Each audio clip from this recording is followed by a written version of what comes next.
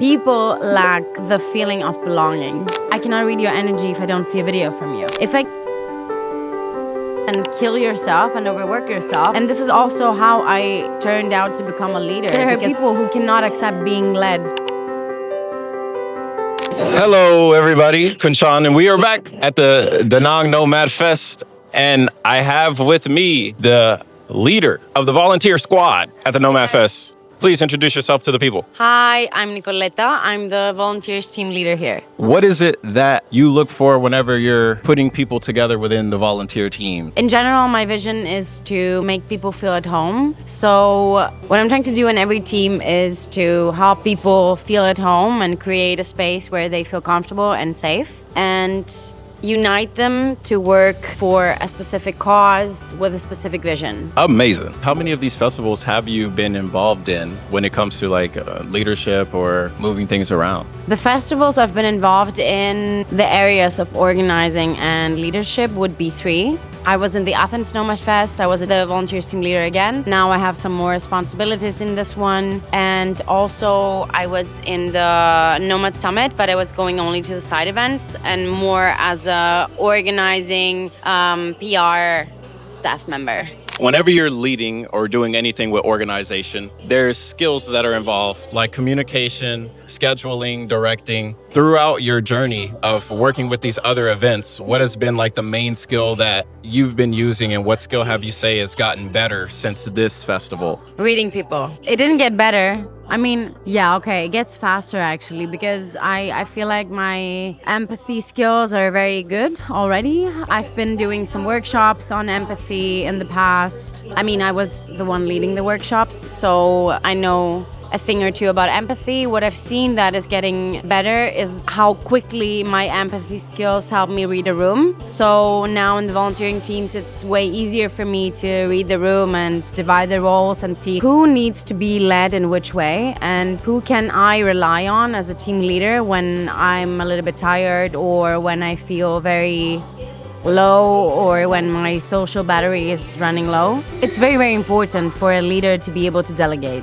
In such a tight and anxious schedule, you also learn to let go of things. You also learn how to not take things personally and how to really let go of control and control of the outcome, because there are so many things that you cannot predict them, first of all, and you cannot control them. Like, there is nothing you can do about them. Like, if there's a problem with the venue, then there is nothing you can do to change how the venue is. So you just accept it, you adapt the way you can adapt and move on. So I think the skills that are most important to have and the skills that you get better at are for sure empathy, delegation, although, I mean, not everyone can do delegation. It's very hard for people to let go. Another skill is adaptation, but I feel like as a nomad, we already have that. And you need to be resourceful. I can agree with that. Yeah. Resourcefulness it'll help you make or break anything.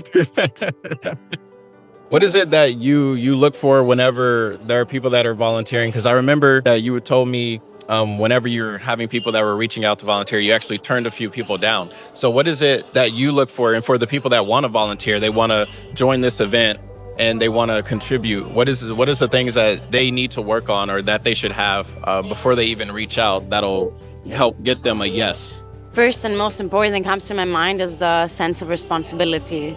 I feel like without the sense of responsibility that you're volunteering, and when I volunteered somewhere without being a team leader, I was giving my 150% because this is what I feel like I need to do, because they're not paying me obviously, but I want to learn. So I do it actually for myself and for my team that is also volunteering. And this is also how I turned out to become a leader, because I volunteered for 2 years and I volunteered my free time, and I was the best leader I could be because I wanted to learn and I wanted to grow, and look where this got me. And of course there are going to be volunteers who are not that responsible. Like they will not care about the time schedule. They will say, oh yeah, I'm going to just work 4 hours. The more people are like that, the less you have the feeling of being a team, first of all, and second of all, the less support the team has within itself. So if someone wants to take one day off, or if someone wants to leave for like 2 hours to just go and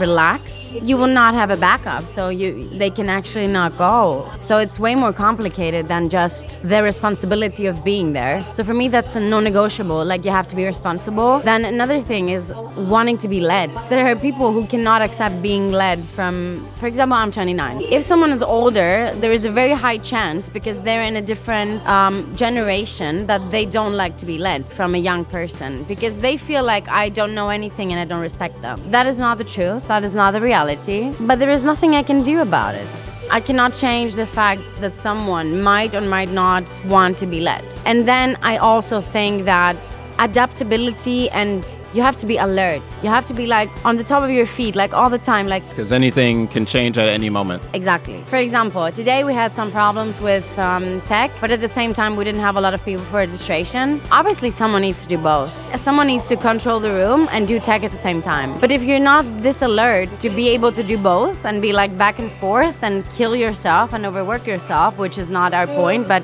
it happens, then the event is not gonna work at its best. At the end of the day, you have to want to join something greater than yourself. And as you put on a badge that says volunteer, you're saying to whatever event that you're joining that you're willing to do the things that normally people will have to get paid to do. But again, that is what you sign up for.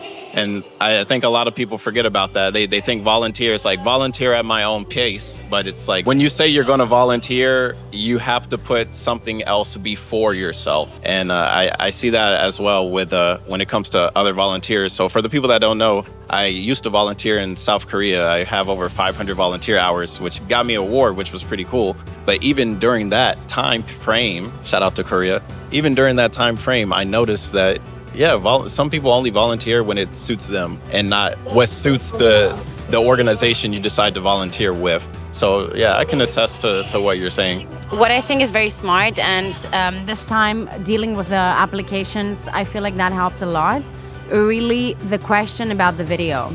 So we rejected most of the people who didn't send us a video, because I cannot read your energy if I don't see a video from you. If I get a 1-minute video, first of all, I can check the English, I can check the communication skills, I can check if you're a happy person, and I can check how flowy of a person someone can be.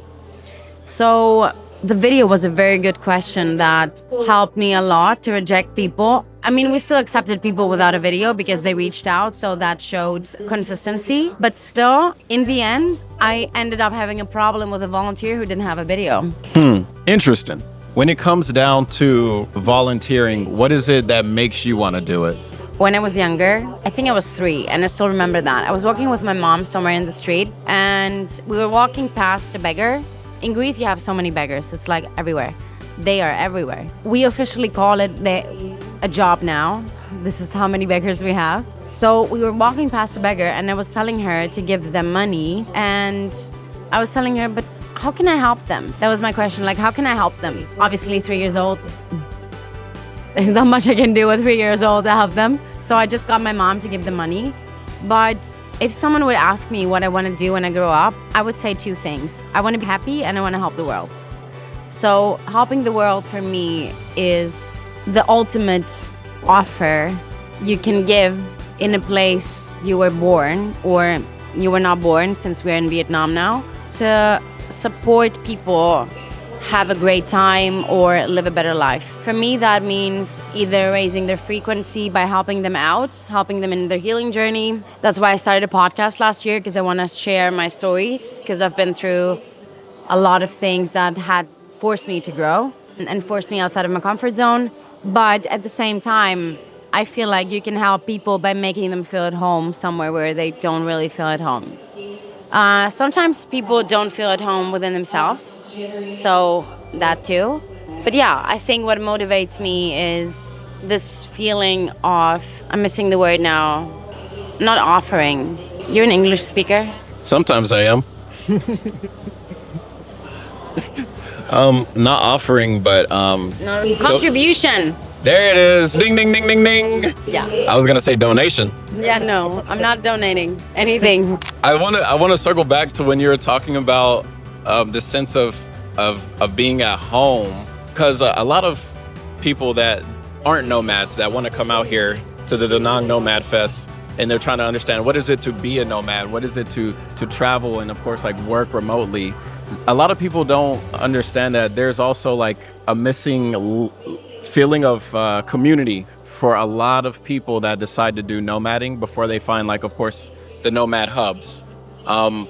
Have you seen that for yourself whenever you've like just talked to people or you met people out in public and they're maybe new to nomading, like this is their first country and you met them, they feel like they might be missing something. Have you seen this for yourself? What I've actually seen is not exactly what you're describing, but I've seen that people lack the feeling of belonging. So the fact that they lack the feeling of belonging brings me back to when I lacked the feeling of belonging, which was actually like almost my whole life. And then I started trying to go to places where I feel like I belong. So I feel like the moment you have this feeling of not belonging, there is something that you need to change. This is why people are traveling, because they don't feel like they belong, and then they're searching for something different that will make them feel like they belong. What I realized though is that we can create that feeling with our own routines, our own friends, our own travel lists, let's say. So for me, a travel list would include, if I go somewhere close to the ocean, I feel like at home. If I don't go somewhere close to the ocean, I might like it, but I will not feel at home. So for me, that is a very important criteria for the travels that I'm gonna do. Even if there is community, I will not feel at home. Because for me, the most important thing is what makes me feel at home and not what kind of community there is. That's deep. Shout out to my editors. This is gonna be one amazing video. Thank you guys for watching. We gotta wrap it up, unfortunately. The battery's gonna die, but thank you. We'll see you on another one. Thank you guys. Come back next time. Hit the like button, subscribe for more, and share it with a friend. Peace.